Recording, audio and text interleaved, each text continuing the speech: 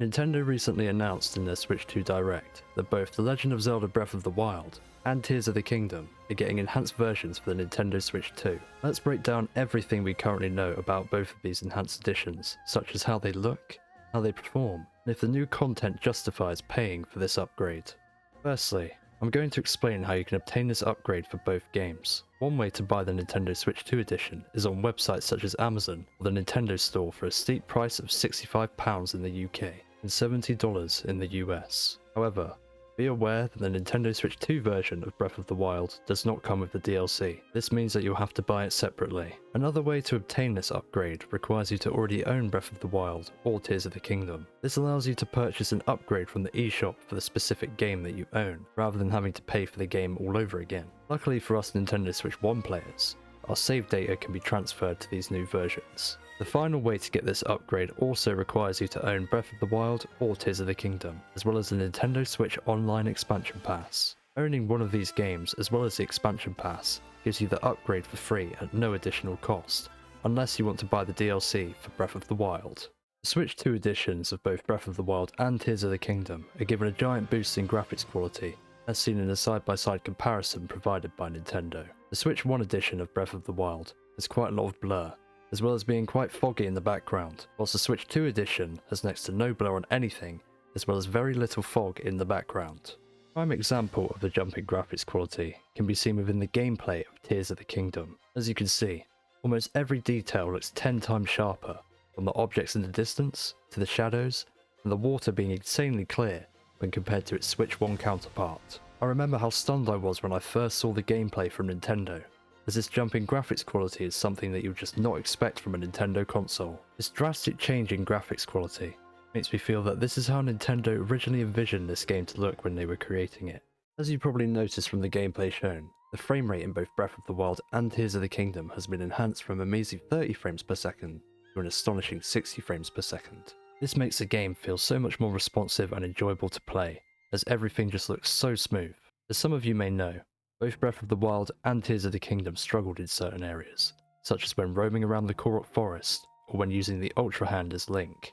In these Switch 2 editions, however, these framerate issues seem to be completely gone. Every part of the gameplay shown by Nintendo was as smooth and as consistent as can be, even when they did something as drastic as diving from the Great Sky Island all the way down to the depths, which was quite choppy and slow in the Switch 1 edition of Tears of the Kingdom. You will also be happy to know that load times within both games are cut down by around half. This causes entering shrines, fast travelling, or even using Ascend to feel so much quicker. This makes the originals feel so slow when compared to the Nintendo Switch 2 editions. The Nintendo Switch 2 editions of Breath of the Wild and Tears of the Kingdom are both capable of connecting to the Nintendo Switch Online app, soon to be known as the Nintendo Switch app once the Switch 2 releases. Luckily, this does not require a Nintendo Switch Online membership to use. This is known as Zelda Notes, which has 9 features you can use. The first feature is navigation, which works as a sat-nav for both games. You can select a particular point of interest you want to track, such as undiscovered shrines, landmarks, or Korok seeds, then have the app direct you towards said location through either reading directions on the app or activating voice guidance, which will direct you with an AI voice towards your objective. The second, and in my opinion most important feature, is voice memories. This adds many lore points around locations on the map within Breath of the Wild and Tears of the Kingdom. This is done by having particular characters from the games talk about their experience or thoughts when in a location. In Breath of the Wild, it seems that most, if not all of these will be from Princess Zelda, whilst in Tears of the Kingdom, these also come from characters such as King Rauru on the Sky Islands, and even Master Koga whilst exploring the depths. Considering the only footage of this feature we have seen is from the Nintendo Direct trailer and the Treehouse, there could certainly be a lot more to do with this feature. There are several ancient texts and works of literature that speak of the Temple of Time by name, but all of them describe a structure that differs in design from the one we see today.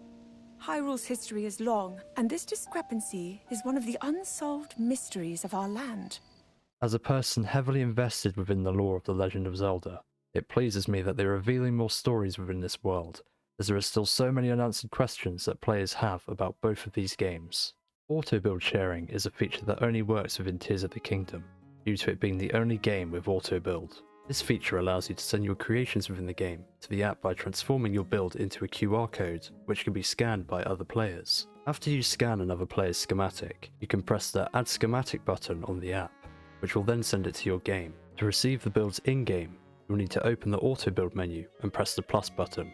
Something that works in a similar way is item sharing. If you go to the Key Items tab in the inventory, you may notice a new icon. Once clicked, it gives you the option to deposit into or withdraw from an inventory that is set within the app. Your inventory within Zelda Notes can be shared with other players through the use of QR codes. This allows you to send items from your save file to their save file. This feature also allows you to send items from Breath of the Wild to Tears of the Kingdom and vice versa. However, some items from Tears of the Kingdom will be changed into something else due to them not existing within Breath of the Wild. You are now able to share photos taken within Breath of the Wild and Tears of the Kingdom to the Photo Studio app. This feature allows you to customize them further with logos, to crop them, as well as place your auto build and item share QR codes within the photo itself. Another key feature within Zelda Notes is My Play Data. This tracks a massive amount of gameplay stats within the game, which ranges from the number of enemies defeated to the number of weapons you have collected. This also contains a system that provides you with medals depending on your records, such as travelling 100 kilometers giving you the bronze medal for distance tracker, and collecting 30,000 rupees giving you the silver medal for wealthy. I'm not too sure if these medals will net you any rewards, but I'm sure we will find out in time. You can compare your stats to other players' stats through the Global Play Data feature.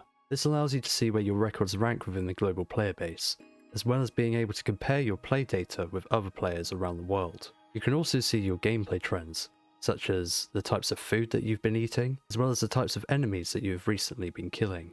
Zelda Notes also gives you a daily bonus. You can roll a wheel that contains a particular list of bonuses once per day within the app, which can then be redeemed in-game through finding the daily bonus within your Key Items tab in the inventory. These bonuses range from a complete refill of hearts, all the way to weapons being repaired. It seems that the list of buffs you can receive changes daily, based on the assumption that there were different lists shown in both the trailer and the Nintendo Treehouse. The final feature within Zelda Notes is known as Scan Compatible Amiibo.